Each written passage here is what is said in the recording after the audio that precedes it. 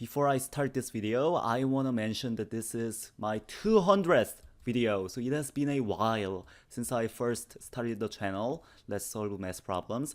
And you guys' support has been fantastic. We have reached, I think today or yesterday, 10,000 views on the channel, and that has been marvelous, and I thank you guys for all of your support.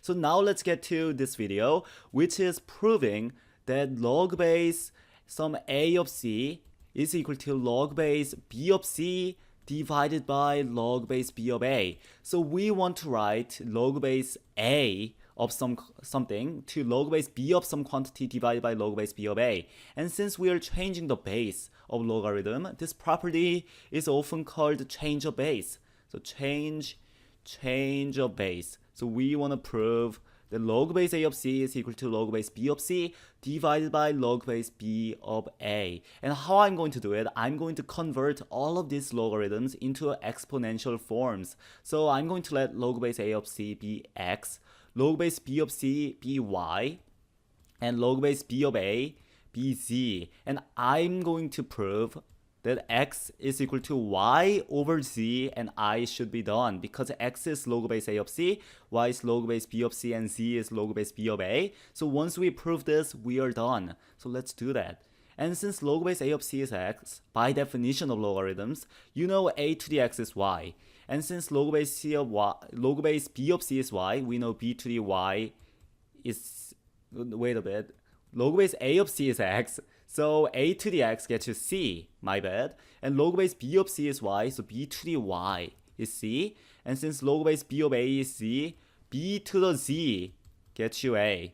So now let's look at what we can possibly do to somehow get the equation x is equal to y divided by z.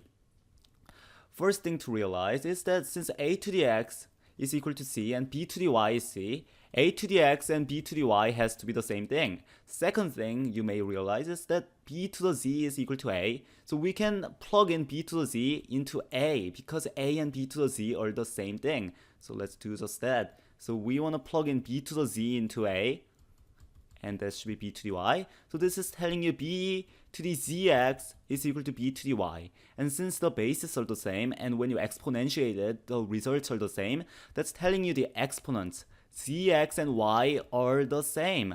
And dividing both sides by z gets you x is y over z. And we have proven that x is equal to y over z, so we are done. So when is this change of base used?